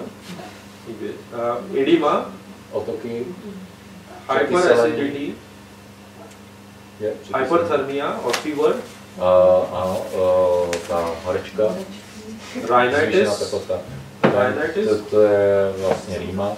diseases related to pregnancy or genetic disorders. A nemoci, které se týkají těhotenství a genetických a nemocí na poruch. So in short, you can see the wrong food combination can lead to almost anything. Takže když vidíte, All diseases are there. ve zkratce špatná kombinace jídla vede téměř ke všem nemocem. Even to death. I think today it's Iran, but before in Middle Age they were well known for combination of food that leads to death. But it was not common food, not the poison. Generally in ancient India, the position of the head chef, the main cook of the king, that position was from Vaidya. So all the food books on food about food, they are written by head chefs. Or these are basically Vaidya people, because he was the one who was asked to eat the food first before the king. He used to take Taster. taste. He was Yeah, the taster, taster, yeah. So here we conclude the lecture. Now if you have some questions, we will answer. Milk and banana is good. Milk and banana. Now there is a concept of okasatmya. Okasatmya means satmya, you know. Satmya is a concept in Ayurveda. It means if you do something repeatedly, then your body gets used to it. Takže tady je koncept satmya, že když něco děláte pravidelně a opakuje se to, tak vaše tělo se na to postupně zvykne. So in India there is a big tradition of eating that banana with milk. Takže v Indii je jako tradice banán s mlíkem. So that way, to an extent, it is okay. To an extent, not always. The same here in this. You say this white. What was the? Cheese Not white pasta. No, I don't think so. Because this is a. No, but here in Czech we have not the pasta. I mean. But still, you are adding salt to it. Yes. Yeah, To the milk. and it's quite common in our kitchen. See, this is a topic of. I mean, one needs to study. What exactly is happening in the body, because this Viruddhara topic is not so much explored now. Now they are doing it. So the last part that we saw, this part, this all this part, this is being now studied. They are researching it. So what exactly cause the Viruddhara is causing on the effect. But this is hard to study. Like you cannot assess sterility. How to study the sterility? How to study genetics?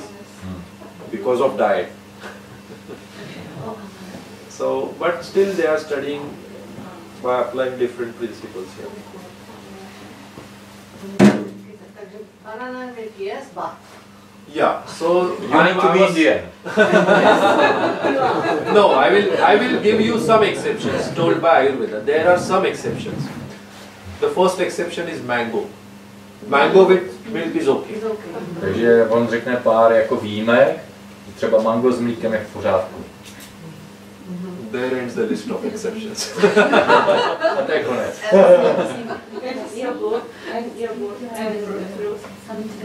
Fruits are not okay. No, none of the fruits is okay. Only mango is okay. And yogurt is okay. But yogurt generally there is a full recipe for that. Only yogurt and milk we never add together. We add yogurt, milk, sugar, ghee and honey. This is called as Panchamrita. This is a recipe of Panchamrita. You know Panchamrita? Oh, never yet. So this is a very good recipe, a very good tonic, and this is also used as a prasad. You know the word prasad, Yeah. right? So the recipe is you take some milk, like let us say 3 or 4 tablespoons of milk, then add half a tablespoon of sugar, then 1 tablespoon honey, half tablespoon ghee, and 1 tablespoon of curd. And you mix everything together. This is called as Panchamrita. Even in cases of cancer, we are using Panchamrita. Panchamrita is a tonic. Could you repeat this? It's too fast. Yeah, okay. So milk. Takže on teďka říká recept na Panchamrita. 4 tablespoons of milk. I'm just telling you recipe of small bowl of Panchamrita. 4 tablespoons of milk, half tablespoon of sugar, 1 tablespoon honey, 1 tablespoon of curd. Curd, it is yogurt. No, the culture is different. There is a difference between curd and yogurt. But let us say here it's yogurt, okay. Yogurt. And half a tablespoon of ghee. I think ghee was left, right? Yeah. And you mix everything together. This is called as Panchamrut. Pancha means 5. Amrut, you know. Amrut? Divine nectar? Yeah.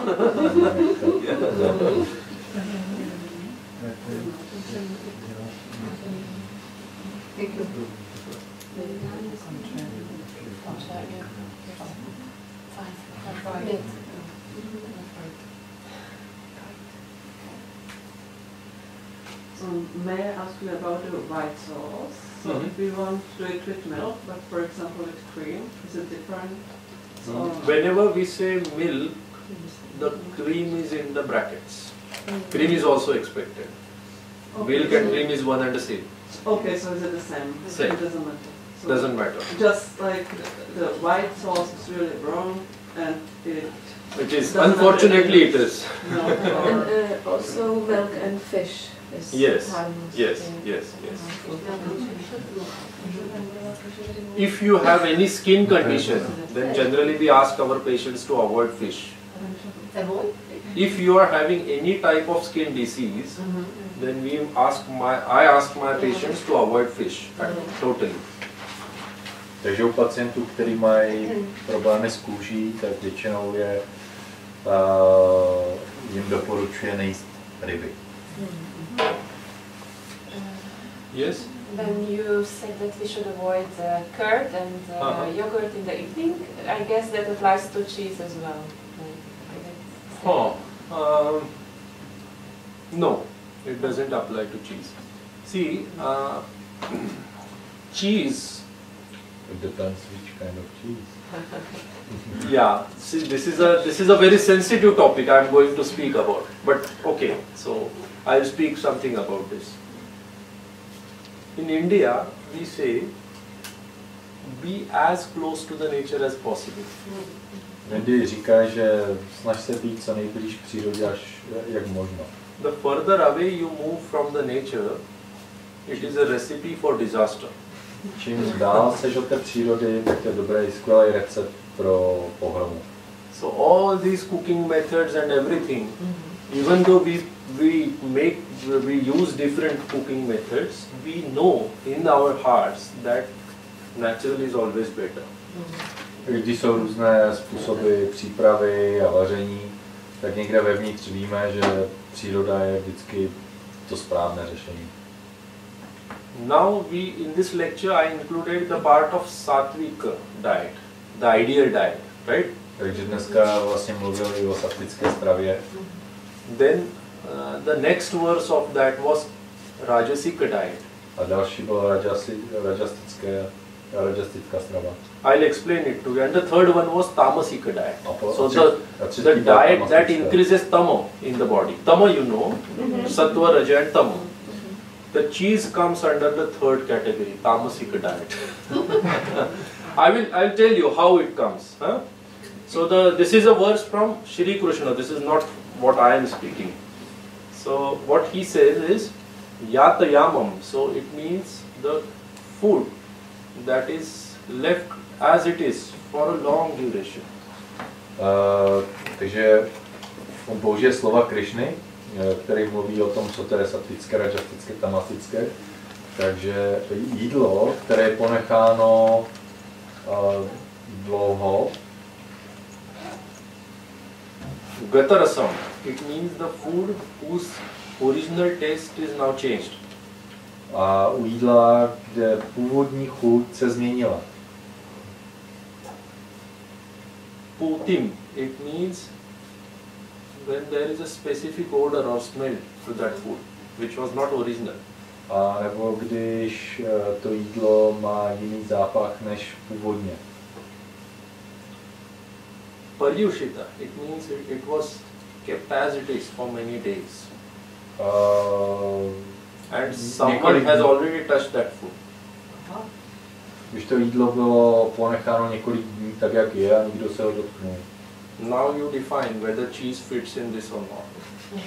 A teď si můžete sami odpovědět, jestli... You can decide, I mean, I'm not... jestli sír patří do té... On mluvil o tamastických vlastnostech, nebo které jídlo patří do těch tamastických jídel, tak teď si sami zařaďte, kam patří sír. Generally the food that we get in the restaurants is rajasic food. A většinou to, co dostaneme v restauracích, tak je rajasické jídlo. Let us see what Krishna says about rajasic food. A co třeba říká Krishna o rajasickém jídle? Katvam lelavanatyushna tikshna ruksha vidahinaha aharaha rajasasyeshta dukkha shokame prada. It means the food which is very hot. Jídlo, které je příliš pálivé nebo příliš horké. Sour. Kyselé. Lavana, salty. Slané. Very hot, ati ushna. I mean, hodně horké. Jako, jedno bylo jako pálivé ve smyslu jako koření a tady je to ve smyslu jako, když vám servírujou horké jídlo. Takže hodně horké, vařící. No. Tikshna or piercing. Ostré, pronikavé. Ruksha means dry. Drsné.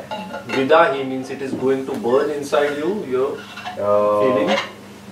Způsobuje jako pocit pálení uvnitř. So such diet is called as rajasic diet.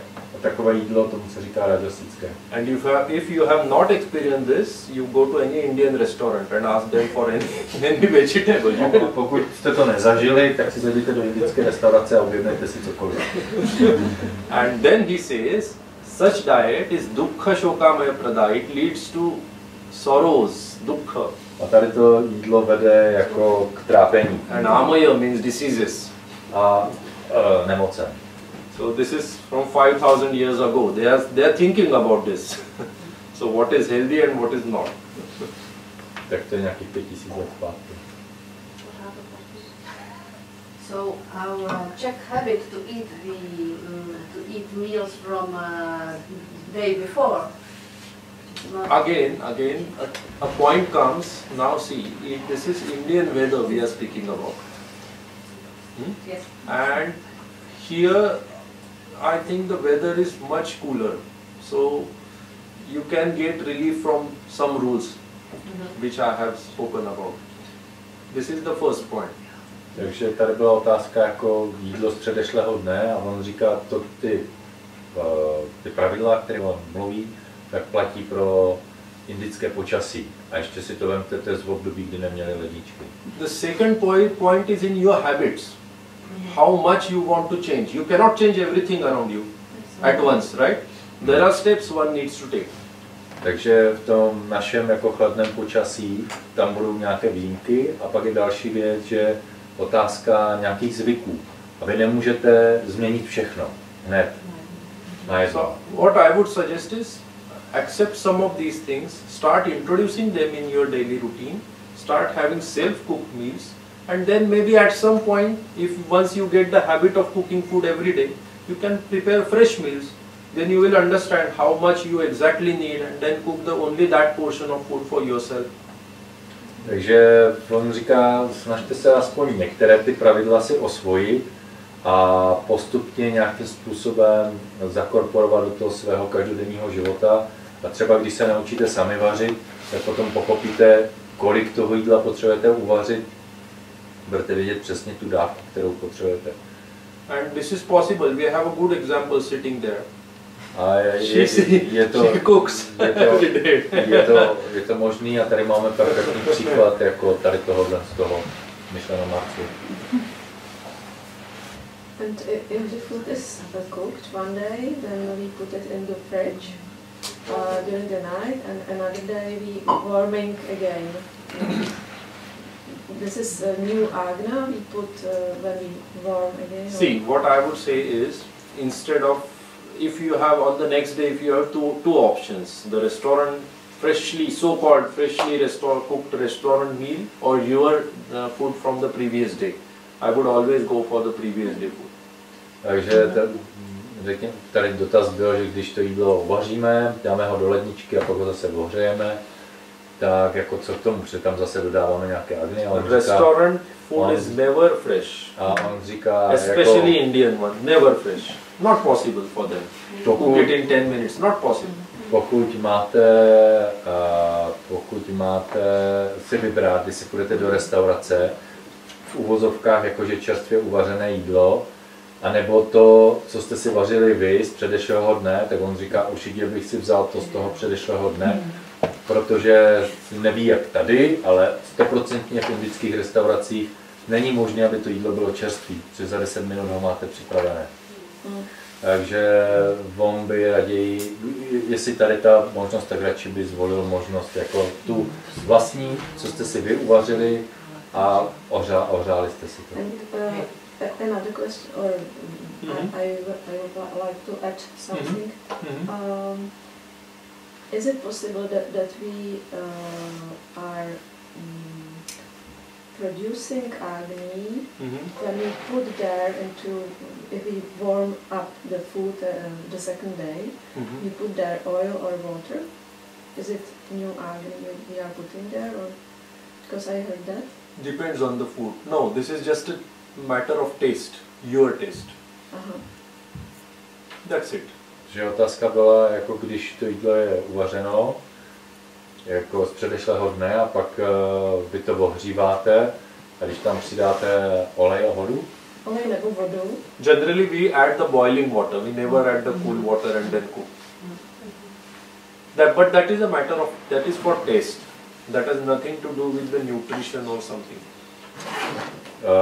A že někdo jako přidává vodu nebo jako olej k tomu, a on vysvětluje, že to není jako nové agni, že to je spíš způsob, co vám jako chutná, protože jestli to chci přihřát tou horkou vodou, nebo jestli to ohřeju, že tam přidám trochu tuku. A ty se chtěl, Martin? Já jsem se chtěl zeptat, když si vařím ráno kaši, tak jestli v ní může být, tak asi ovoce v ní být nemůže. Jaká je ta optimální kombinace? Jestli bez mlíka a ovoce. In the morning when he preparing breakfast and he is preparing gruel. What is? Gruel. Porridge. Porridge, okay. And so now he understands that he should not combine milk and fruits. What is the ideal combination? Okay, so which porridge you are making? Jakou uděláš kaši? Porridge. So you have different options. I can give you different options according to availability here. The first is, if you want fruits, then you can replace the cow milk with coconut milk, or oat milk. This is okay. Or if you want milk, then you can remove fruits. And you can even add some nuts if you want. And sour fruits are not okay. Nuts are dried nuts are okay. And it's the same for millet? Yeah. My problem is only with the salt. Salt or fruits, sour fruits that you are adding. If you are not adding them, then it's okay, whatever you want. Or mango you can add. Mango also, if you want to add. But not sour, the sweet one.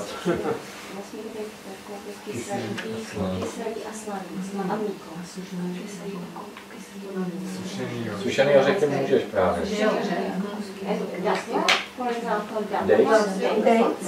Yeah, okay. Yeah, you can. Otázkou jsou třeba jahody, které můžou být sladké, ale spíš jsou kyselé. If you are not sure about something, whether we want to put it in the milk or not, you can just you can of course you can call me on this number. This is WhatsApp. But the simpler way, I will tell you, simpler way. you take a glass of milk, you add that thing to the milk, let it sit, or just warm it, and see if the milk separates. If it is separating, then it is not. But if you put the salt to the milk, it's not separated. It does. Check it. It's very Check it. You can check it. And see, this is just one explanation of this. There are many explanations possible of this concept of viruddha. The other theory is thoughts about kshara. So, how much the amount of ksharas should be in your food. This is a different topic, so I have not spoken about it. We are just going through by a simpler. It means even if I put a very, very small amount of salt to the milk, very small, not. Generally, salt is always in a small amount. So, generally, Micro you are small amount. Always Now it not makes amount. see, whenever we are following anything what Ayurveda says, what should be our emotion to it? What should be our bhava or emotion to it? We are dealing with divine intelligence, which knows everything, and we should be very honest against it. This is a divine intelligence that we are dealing with. That because body knows everything. There is no cheat day in any diet. You cannot cheat your body. Body knows. It's clear. So, Body knows, body shows. definitely.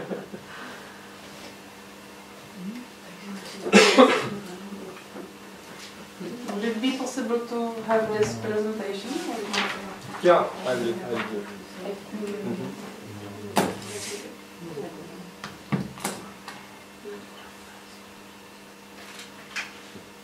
If you have any questions related to food or related to Ayurveda, anything beyond this scope of the lecture you can ask. I can answer.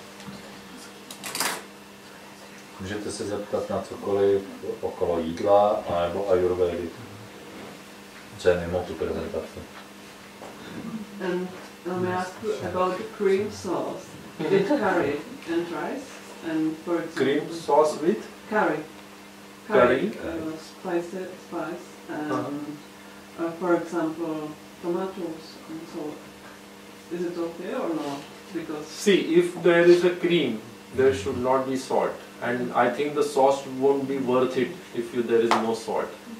okay. This is why it's with chocolate.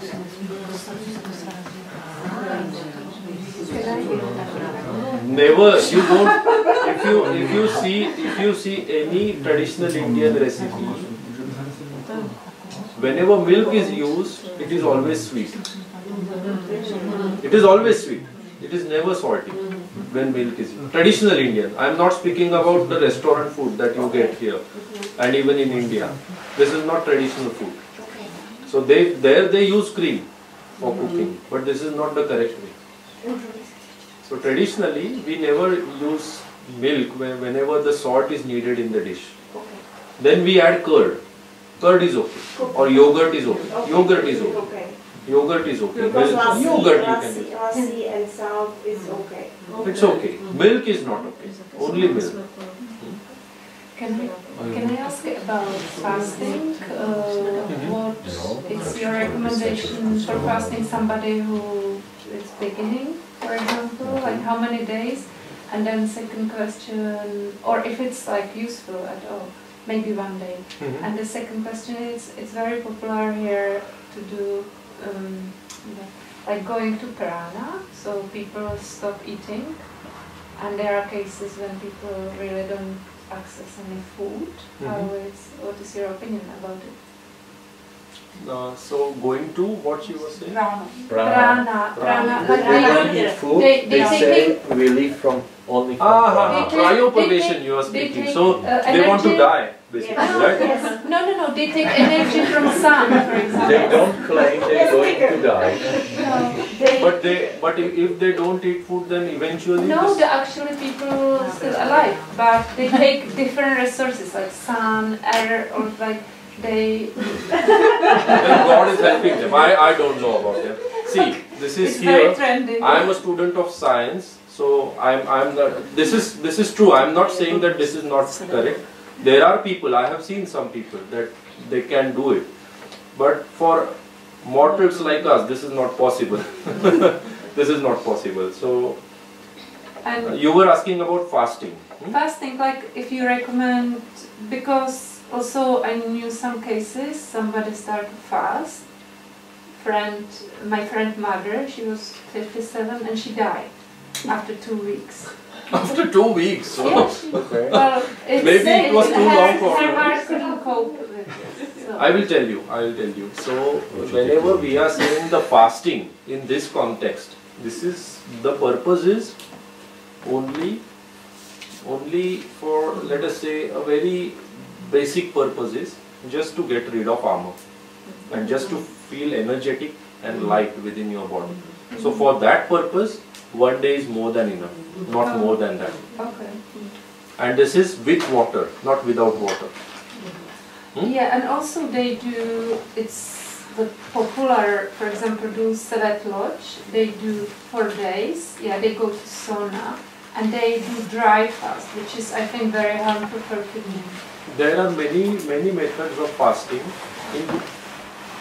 In ancient India, generally they do not fast for more than a day. There is only one period of a year when the fast is more than 1 day, so it is for 7 to 8 days or 9 days. This is this part. This is all going on in India right now.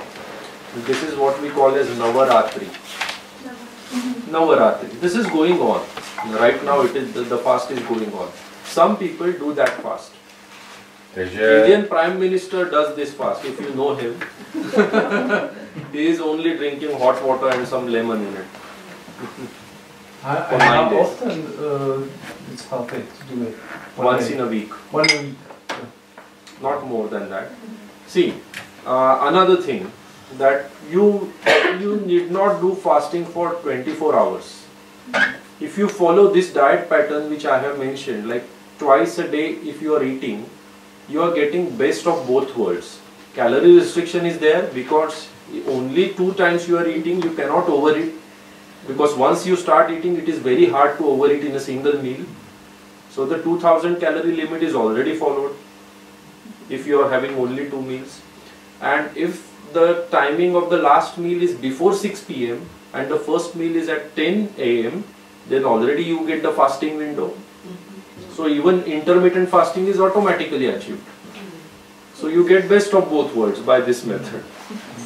So, and another addition, if you want something additional, what you can do is once in a week, just like suppose today you feel that the lunch was quite heavy for you. In the evening you can skip a meal. Quite often we overeat, but we never skip a meal. Once in a while we can. This is also fasting in a way. So something like 40 days you can recommend. Not for me, maybe if you want, I am going to eat today. That was not heavy. I don't think it was heavy. Heavy means even after 2 hours of having food, you are feeling very tired. Stomach is heavy. So then you can say that again there are many variables working here. The first variable is how heavy the actually food was, and the second variable in what amount you have eaten.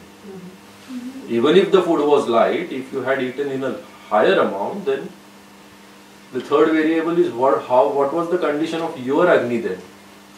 So was it were you very hungry that time or not so hungry? Then again this armor is going to come after 2 hours.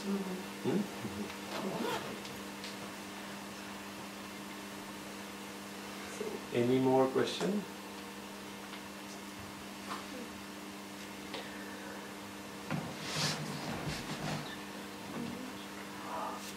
What about coffee?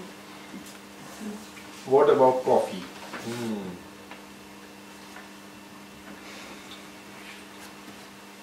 what I feel is, anything, all functionings of the body should happen from within. If someone is kicking you for that functioning, then this is never good. This should be the principle. If you are walking, you should not require the support of a stick. Your legs should support your body. This is my point of view. Coffee may be good for some people or may not be, but this is my point of view, that generally any kind of external stimulation should not be there. Alcohol also comes to that category. We do not want to suppress or to promote whatever the God has given us. We want it to be as natural, and this is for normal people. For people who have diseases, maybe they need something. But tea makes the same. Tea is also the same, but tea is not Indian. Tea was... Chai. Chai is not Indian. No. British told us about tea. We didn't know. This is European thing. Chai is not Indian. There is no mentioning of tea in any Ayurvedic scriptures. Tomato is not Indian. Potato is not Indian. Chili is not Indian. And lemon is like a natural kicking. No. Because you are supporting in the morning hot water is lemon. We don't eat lemon in the morning. No. Amla rasa should be there in the when you are having the food, not in the morning. If you want the amla rasa in the morning or sour taste in the morning, we prefer amla. There is a difference between sour taste of amla and sour taste of lemon. Sour taste of amla reduces pitta, sour taste of lemon increases pitta. So amla is a rasayana that we daily have in the morning, but not lemon. So what did you drink before British came? You was not born. Your ancestors. What did we drink? I'll tell you what did we drink. Just hot water maybe. This is the first option. The second option we were about to make, but somehow we couldn't make it. Peya. Peya means rice soup. We'll make it in the evening if we get time, yeah. The rice soup, this was our first meal, and this is an ideal breakfast. I'll tell you the recipe. So you take a tablespoon of rice, you take some ghee, add cumin, then add rice, roast the rice in the ghee, add a lot of boiling water to it, add some salt and cook it. That's it. And then the soup that you get, it should be, the consistency should be like a soup. Liquid. That is the rice soup, and that is the best you can say breakfast, or in the morning you can have it. This is a general traditional thing that we have in India, and we have used this in COVID cases. So patients who were admitted in hospitals, we asked them to drink this in the breakfast, because in the hospitals they used to give them anything. Just they counted the calories and proteins, and they used to give very heavy foods to these patients, not according to Ayurveda. So we just shifted them to this, and the results were very good.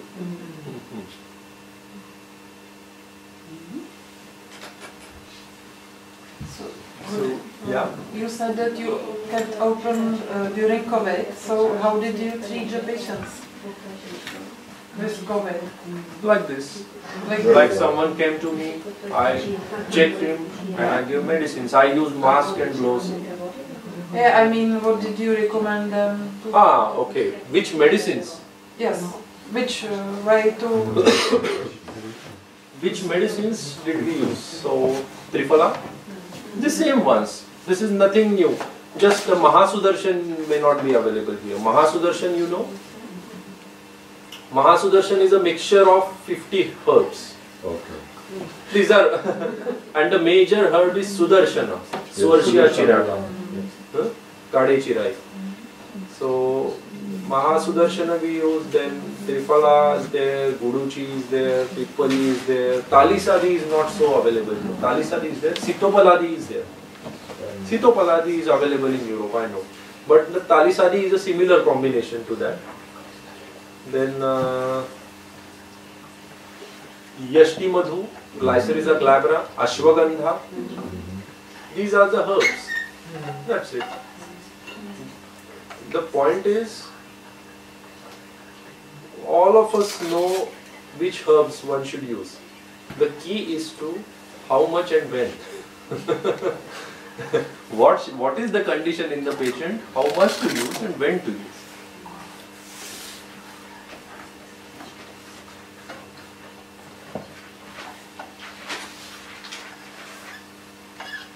On the audio? Ne, tady. Nepřekládá do češtiny. No tak jsou teď už otázky. So, any question? So you eat just this soup for breakfast? You can. This is a complete meal. This soup is this is Manda, Peya, Vilepi, Yavagu, Odan. This is Peya I am speaking about. Pátá kapitola Ashtangu. Ashtanga Hridayam, 5th chapter. About 5 of food. Yeah, this is also in Charaka. Yeah. Ashtanga Hridaya, Charaka both.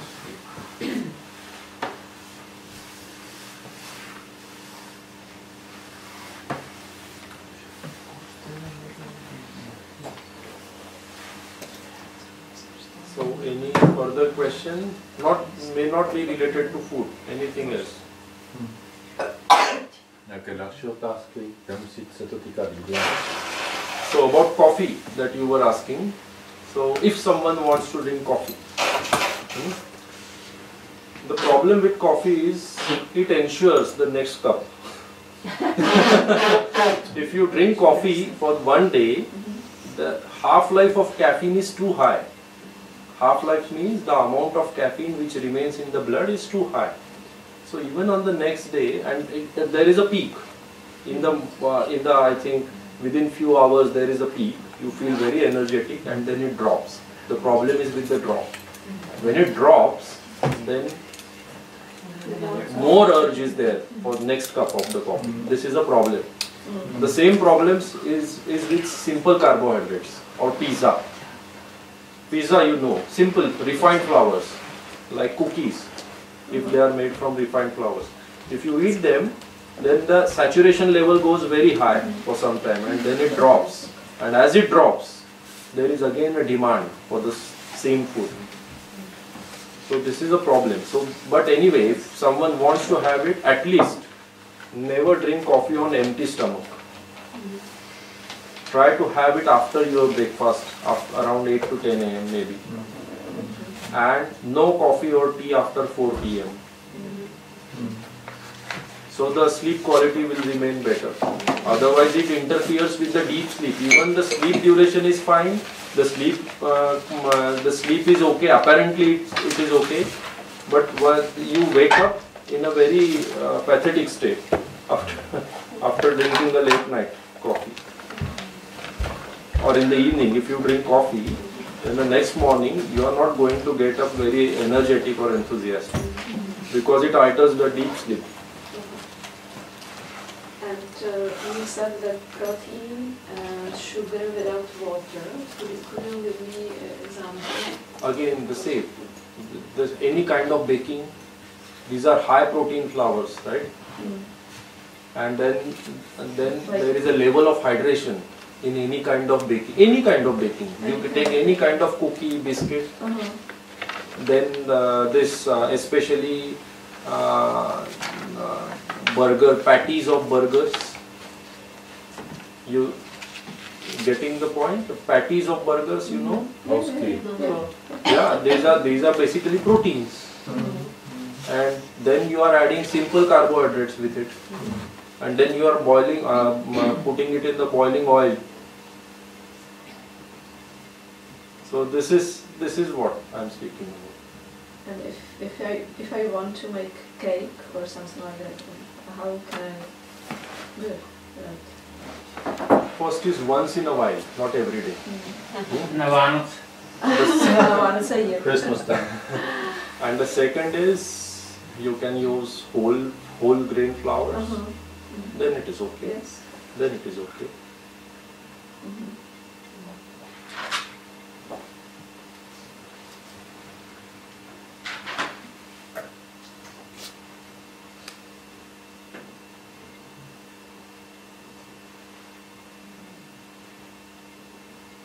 I think we are done. How to motivate teenagers to eat healthy? See, I don't have answers to all questions. This is my kid. Yeah, he's not a teenager, he's just 4 years old. But how to motivate them? What I have learned from him, I will tell you. When I look at my parents, how did I, whatever I am speaking today, some part comes from my learning of Ayurveda and some part comes from the traditional wisdom. So how a child learns is, he learns by seeing, by looking and not by hearing. So even if you scold the child many times, even if you get angry and tell him what to do and what not to do, it doesn't matter. The child is not going to follow. He observes carefully. And he tries to behave just like you. So the simplest way is to follow yourself. And once the child sees that you are happy with this food, automatically, and this is not only true for the child, all of you have your families or some family members who may not follow this. So how to convey them? How to convince them? So this is the best way, that you start following. If they see that you are very happy with this, they will eventually come and follow this. Because it is problem dětí není problem dětí, problem rodičů. Kdykoliv, když se stěžuje rodičů dětí, znamená rodiče mají problém. Já bych chtěla moc poděkovat Honzovi za to, že si našel čas a překládal nám hlavně odbornou část. A pak pochopitelně našemu hostovi za tu přednášku, kterou vám dal.